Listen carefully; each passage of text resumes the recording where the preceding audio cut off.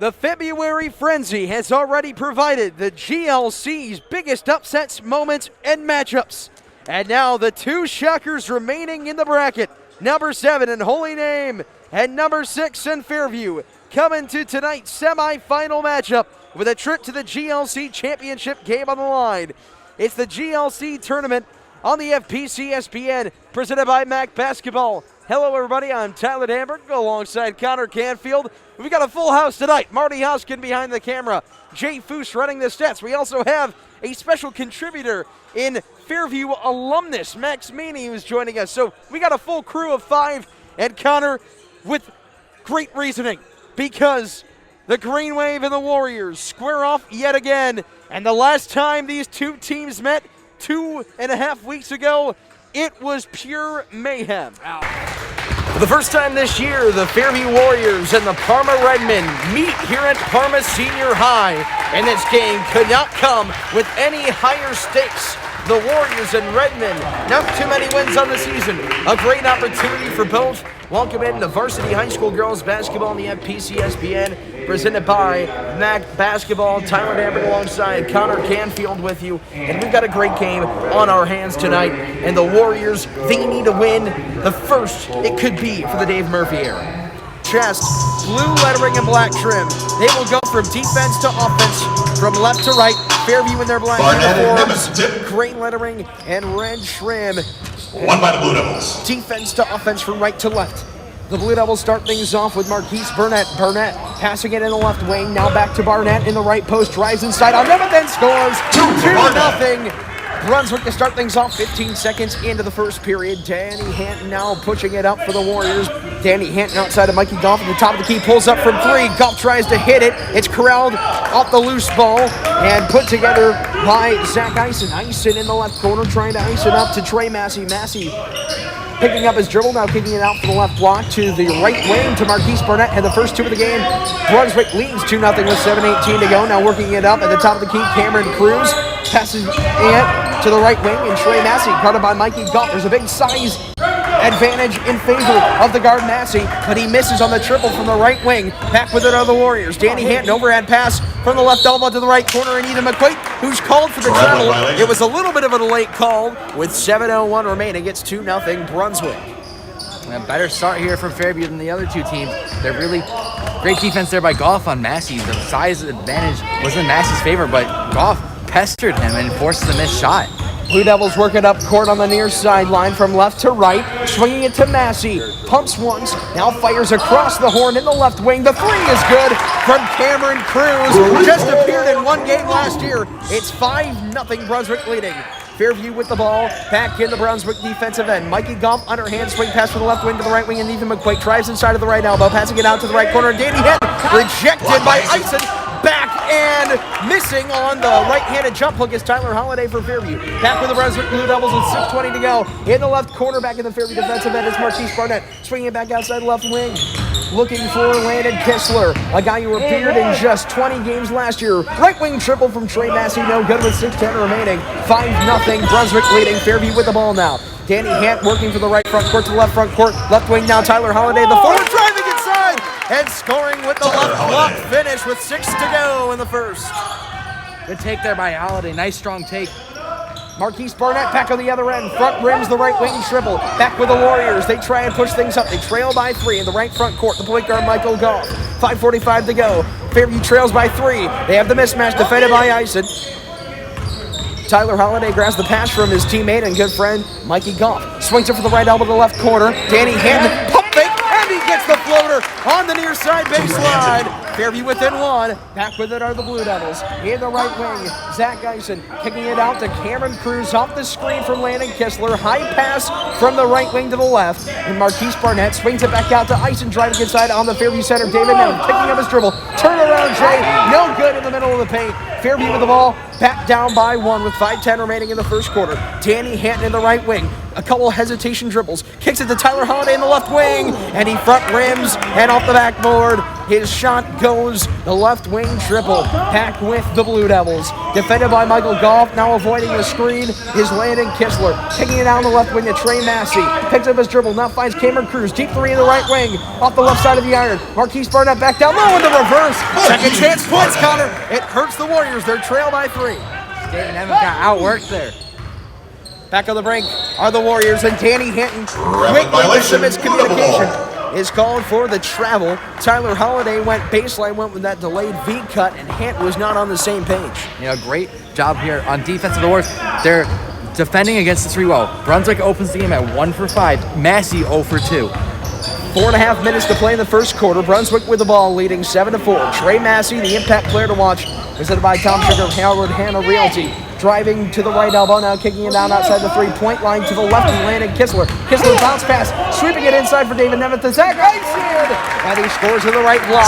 4:10 to go, and a 5-point lead. 4 consecutive points for the Blue Devils. Warriors back on the offensive side. Ethan McQuaid, the Fairview senior, in the corner, kicking it to Michael Goff. Pulls up in the right elbow, and the lefty fires and scores to make it only a 3-point lead for the Blue Devils. Great penetration there off the dribble, and that's a charge. Danny Hinton, he was known for that last year, taking his charges. He takes one there, and a costly turnover there by Barnett. The Warriors averaged charges taken a game last year, and Number 1, we saw him Thomas do that step And up number big 11, time last year. Thomas Friesen And for an Blue honorable Devils. mention, all GLC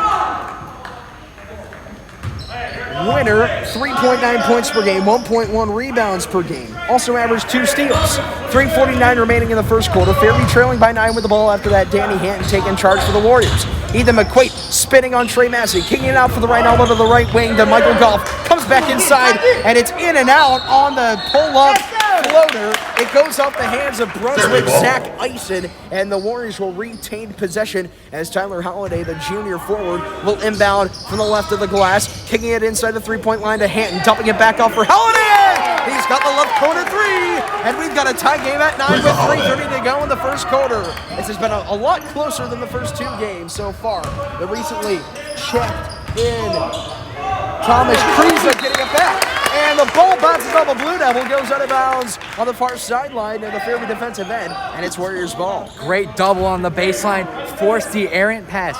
And like you said, this is a lot closer than the first 2 games. You see the experience that these guys have had. They've played in some big games. Ignatius, Eds as freshmen, they beat both of them.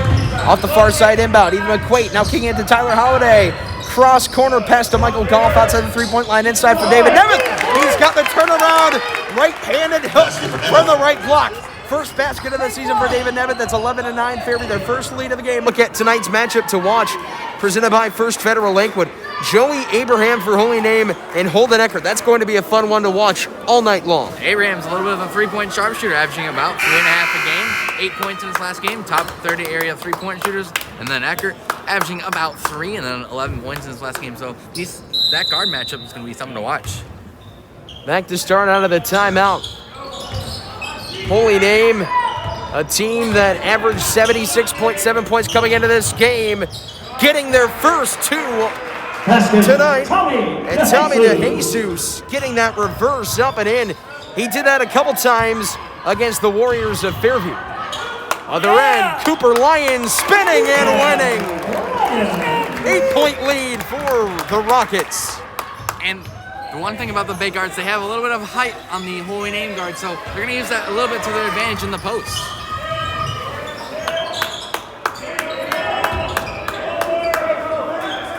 Joey Abraham at the right of your screen, looking to the bottom, and Tommy DeJesus. Logan O'Brien, who had a career high 42 points a game ago, misses short. So does Petrilla. It's tipped back with O'Brien, and that's what he can do to you. Get second, third, and in that case, 4th chance points. That's why you have to box out both O'Brien and Petrilla there, because both of them got those offensive rebounds. That was a deep heat check there from Ashton Price. Under 5 minutes to go in the first quarter. We talked to both coaches, as you might have seen on GLC Championship Countdown, and it's going to be a game of just relentless pressing and up-tempo offense, and you see it there off the inbound. Holy Name, a response of their own. They have cut the lead down to 4, and they've been doing it with up-court heaves, and DeJesus another finish. He leaked through the Bay Rockets. They didn't realize he got behind them, and he just got that easy bucket because of the heads-up offense. And Ryan Patton said that when Bay gives you the press, that's going to be what it takes to break it. Price, stepping in, and Petrilla denies him. And numbers for the Green Wave. Cristino, yes! Holy Name within 2 with 4 minutes to go in the first. And how about that? Timeout there by head coach Ryan Penn. They're on an 8-2 run since that. And it's just a great way to slow the things down right now, and they get it back to their tempo. Price, yes, he got it! Ashton Price breaks the ice. Lead up to 5.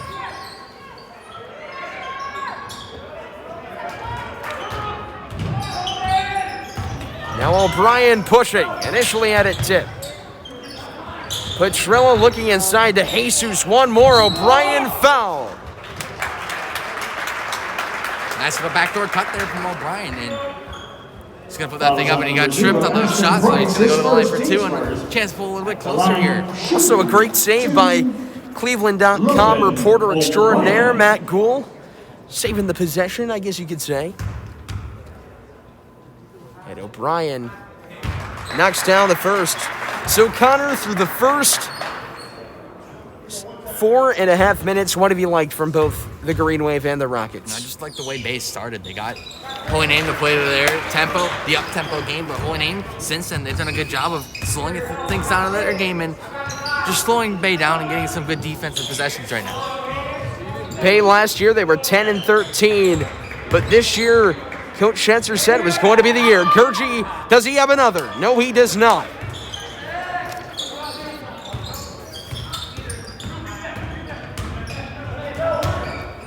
Cristino for Abraham, and it's no good.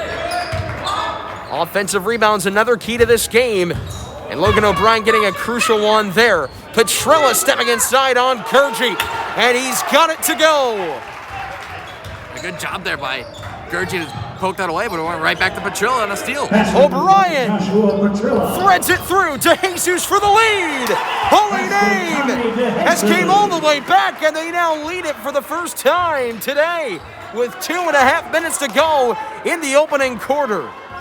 Ever since that timeout, Holy Name's just looked so different, and it was a great timeout, and Bay's now got to get back to what they started with. Cooper Lyons dumping it off for Holden Eckert, his first shot of the game.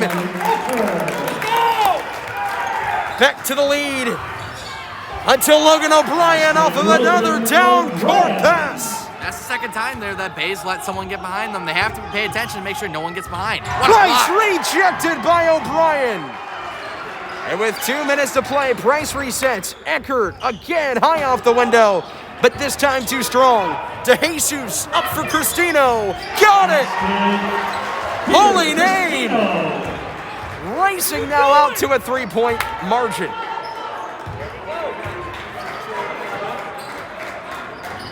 They get the cutting Hauk, and Hauk bottoms out.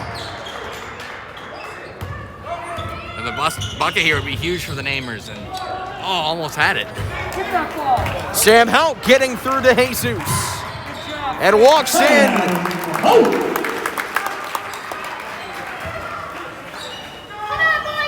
O'Brien, his first 3-ball of the game. And Hauk, a forceful rebound. Eckert wants it. He's got it. Holden Eckert, we're going back and forth here at Bayhouse. Warriors in their away red. The Longhorns in their home whites. Evelyn Albers tipping with Haley Weaver. And away we go to start off another week of girls hoops on the FPCSBN.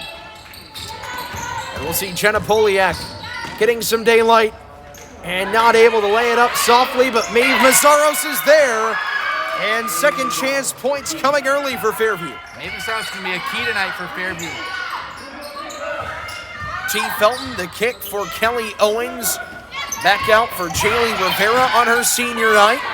She has Albers down low.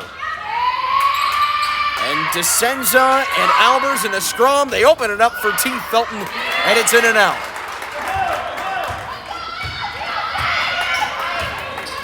So Fairview forcing a defensive stop. Now they go to the high post. And Layla DeSenza too strong, but Poliak back up, and that was just right. And Fairview up by a pair of scores. That's 2 offensive rebounds on 2 possessions there. If you can control that glass, you're going to have a very good shot in this game. And they forced a turnover right there. Great start here for Fairview. If you're West, you just got to settle down a little bit. You look at the last 3 games for Fairview, they have really shown a lot of improvement. And they had that upset against Valley Forge, a team that came into that week 5-2. Very surprising that they were 5-2. I didn't realize they were that good, but that's a great upset over Valley Forge. Jada Whitnick, who had 18. And it's back into the hands of Rivera and now Felton. If you're Lutheran West, you just got to slow things down here. Get your offense running because they've kind of just passed it around a little bit. That's a good look there. You got to put it in. But they'll go in eventually. Hope Corrali, who's in the top 30 in points per game in the Cleveland area. But still scoreless, and so are the Longhorns. They've won their last 3 games over Fairview. Layla DeSenza up and under, and the Warriors up by 6. Gotta keep the pressure on. Like I said, gotta get that offense going early. It's going, but you gotta keep it going. They've been streaky. And the patience starting to show for the Longhorns. Corrali faking, and she takes it inside. Haley Weaver, a strong physical rebound. Gotta keep pouring it on. Just get some more baskets here. Make Lutheran West feel the pressure early. We'll take a look at tonight's keys to the game in just a couple of moments. And a turnover forced. It was tipped by Albers. Now running the floor is Owens. She takes on Whitnick. She misses. And Jenna Poliak corrals the loose ball. But a travel was called on the Fairview junior. So Jenna Poliak, who's getting her 3rd career start in 2020 and 21. Just can keep the pivot foot on the ground, that's all. You don't want to have that turnover. We got the cushion. You just got to play some more defense now. DeSenza had it poked away, but Felton steals it back from her. So T. Felton, another important piece, had 6 points, 4 rebounds, and 3 assists against Richmond Heights. And what got the Longhorns that big victory is that they open up the scoring, but they have not been able to do so far, and we're 3 minutes into this game. Like you said, it's been the opposite. They're on a 3-minute scoring drought right now, and they need a basket. That's a good pass inside. DeSenza, she's going to the line. Got the high feed from Maeve Mazzaros with 4:56 remaining. That's that point forward. That's a good pass by Maeve, and a great backdoor cut there by Layla to get inside and go to the line now.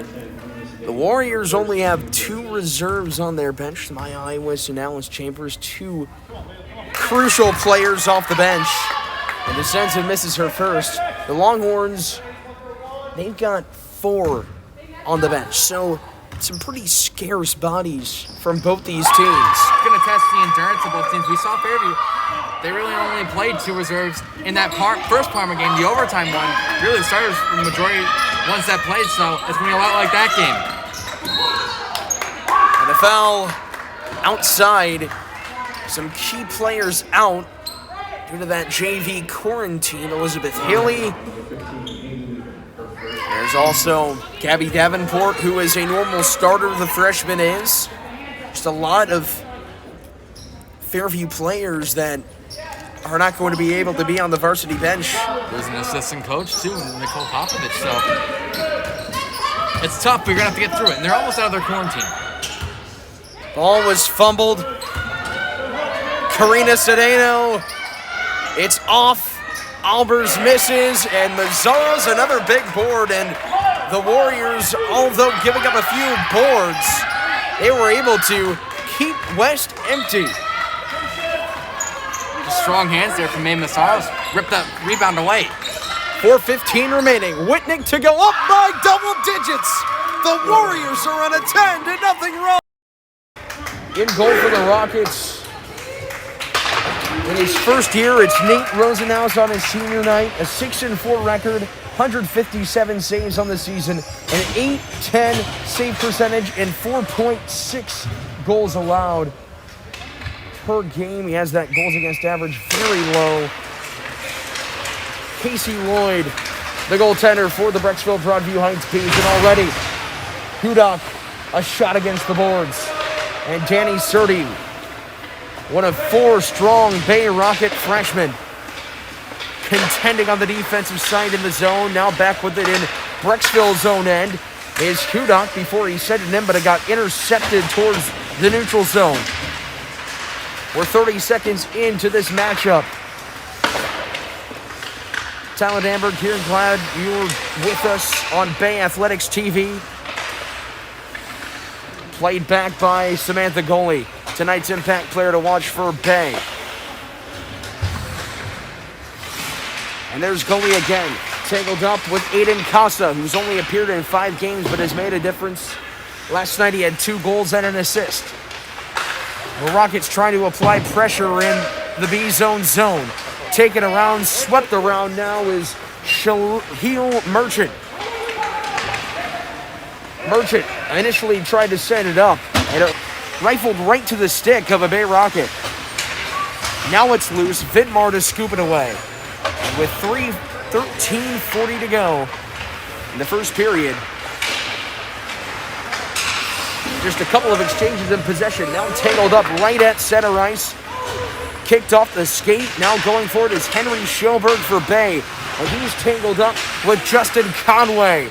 Conway leads the Bees in penalty minutes with 66. Now swept around. A shot set by Schoberg was scooped up with the glove and played behind by the goaltender Casey Lloyd. We'll meet him in just a couple of moments. Lloyd coming off of his 5th win of the season. A slap shot sent in by Surdy, but he fired wide to the net. And a one-time delivery early. Dumped away for Nate Rosenhaus on the other end. So we have seen an aggressive Bay Rockets team early. Up in the air. Brought back down by Dylan Vidmar for a second. And now retreating around is Justin Conway, second on the team in goals. Danny Surdy picking up a lot of the slack left by Tommy Kirk, who is nursing a broken arm. Timetable to be decided. 12.5 minutes to play in the first period. Bounced off the midsection of Vidmar, now going up one-on-one. He gets past one, looking on the other, he shoots, he scores! Dylan Vidmar draws first blood for the Rockets.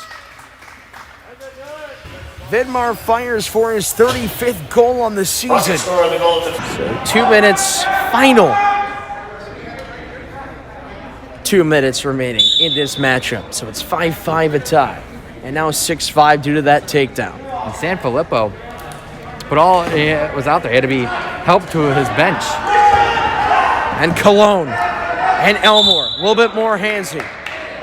To the neutral we go. Minute 47. We are 13 ticks in. Boy, what a match this has been. 2 backbreakers in Cologne and Elmore. A matchup of D1 and D3.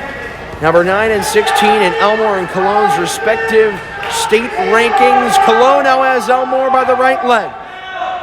Under a minute 30. Elmore transitions, transfers his energy, drifting Cologne to the ground. That's 2 points for Jack Elmore. Minute 23 to go, and his lead has expanded to 3. That's a smart move by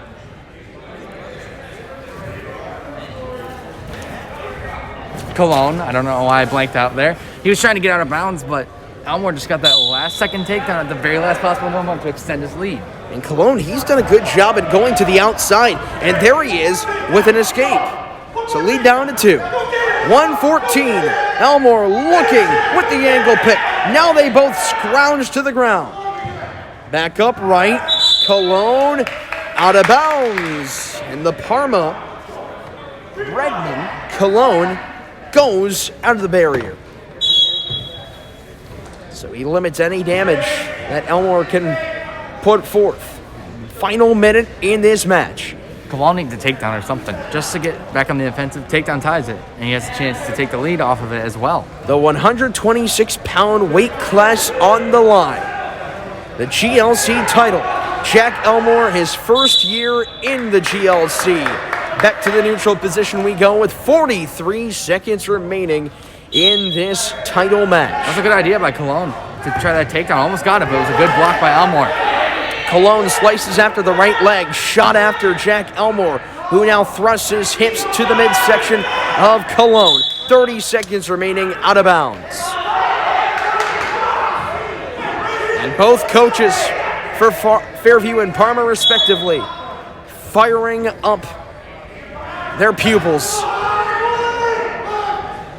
Two fine wrestlers, 20 seconds remaining. Elmore, 2 more points.